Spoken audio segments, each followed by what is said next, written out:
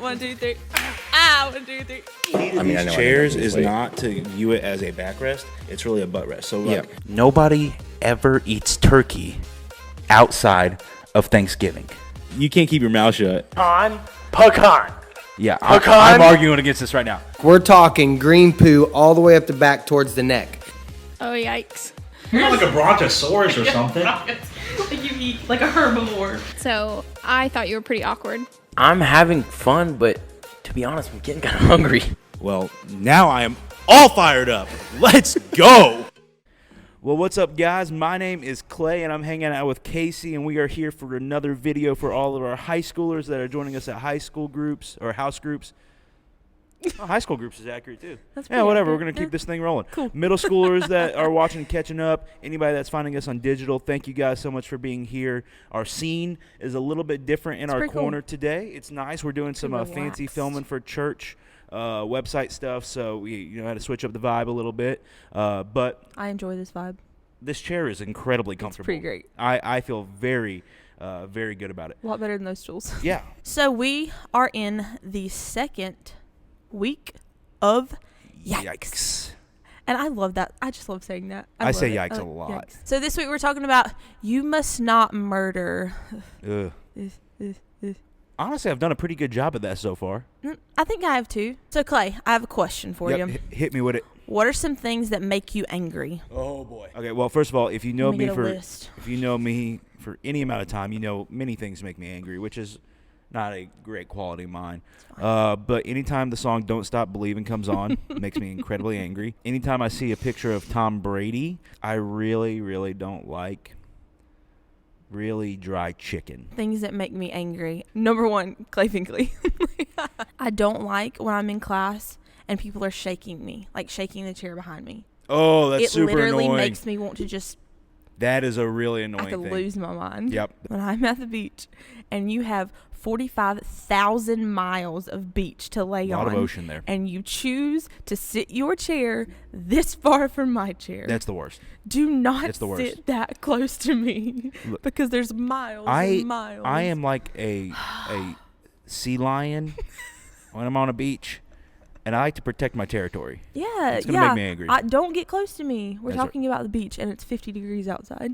All right, so if it's not clear, we have some anger issues. Yeah, honestly, I get worked up about it.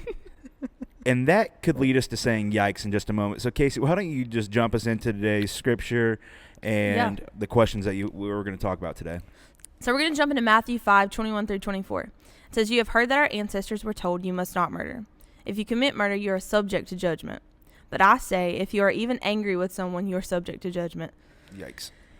"If you call someone an idiot, you are in danger of being brought before the court. Super yikes. And if you curse someone, you are in danger of the fires of hell." Whole lot of yikes. Lots of yikes. "So if you are presenting a sacrifice at the altar in the temple, and you suddenly remember that someone has something against you, leave your sacrifice there at the altar. Go and be reconciled to that person, then come and offer your sacrifice to God." That was a lot of yikes in a little bit of scripture. A lot of yikes. Clay, why do you think anger makes a good subject for yikes? Well, I think it's because anger is one of those things that is such a normalized emotion in today's culture.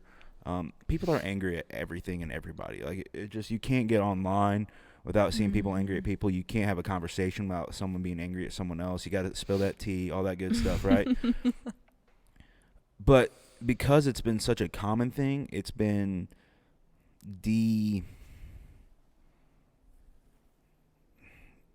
it's not as serious as it used to be. Yeah. Or I don't even want to say it's not as serious as it used to be. Obviously, Jesus was saying, hey, this is a big deal then. Yeah. It's not as serious as it should be. And we have found ourselves today living in a world where people are angry all the time. And anger is actually a very negative emotion most of the time. So the fact that Jesus was saying, okay, I'm going to call the people out back then on it, and is calling us the same way out on it, that's a good reason for us to say yikes, because we're so normalized to our anger that we don't even realize it's a big deal. And then now that we're feeling called out, we're all going, ooh, yikes. Yeah. I think we also don't even realize it. Like, I can snap off at somebody before I even question it. It just happens. And I'm like, Oh, crap. I made a mistake here. What just happened? Yeah, It just absolutely. gets the best of you in the moment. Why do you think anger is similar to murder? Well, let's just break down murder real quick. What you're doing when you murder is taking someone's life away. Theoretically, when you are angry, what you are doing is saying you are out of my life.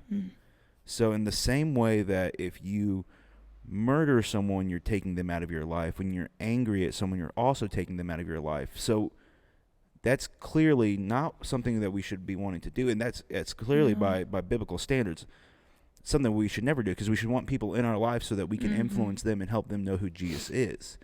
But when we are angry at someone, we're taking away that opportunity, because just like murder, we've ended their life in our life. So why do you think Jesus made a big deal to point this out?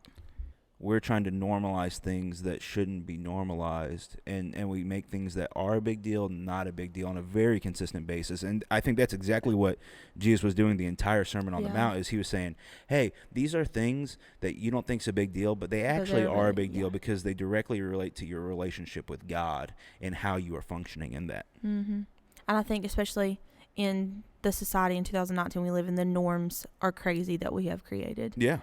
Everything's fine. Nothing's a big deal anymore. Right. We've accepted. Everything's cool. Everything is accepted in its own cultural way, because it's like, well, that person's just got to be them, and it's like, like it's when people are terrible people to other people, and like, oh, that's just my personality. It's like, no, it's not. No, it doesn't need to be your personality. No, Like, you don't can have to change be that. mean to people. Do not be mean. Yeah. Yeah, it's easy. It's easy to wake up and be happy. Yeah. And be nice to someone. It's a so much choice. harder Yeah. to be mean to someone than it is to be nice, I feel like.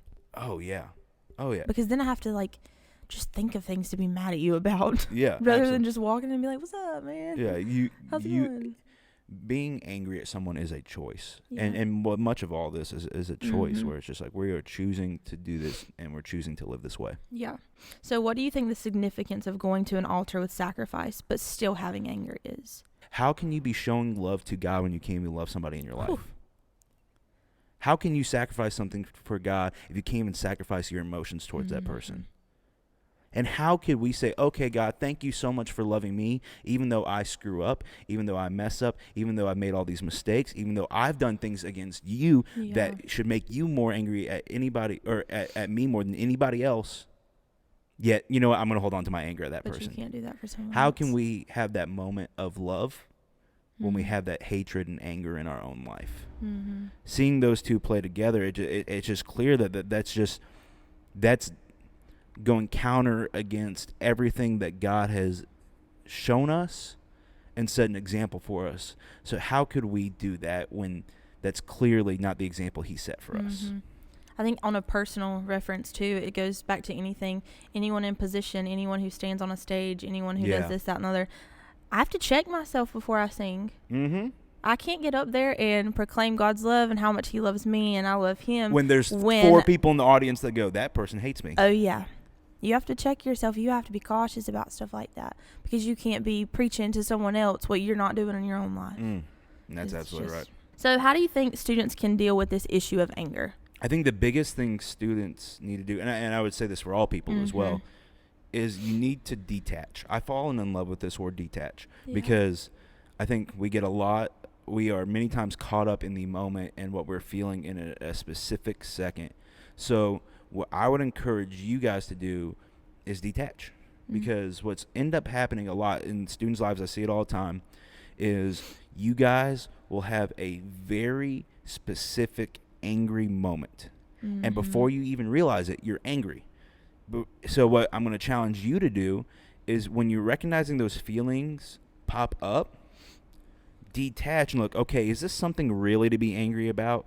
Should I really be angry at that person? Is this really going to be the best thing for me and that person's relationship? And 95% of the time, the answer is going to be no.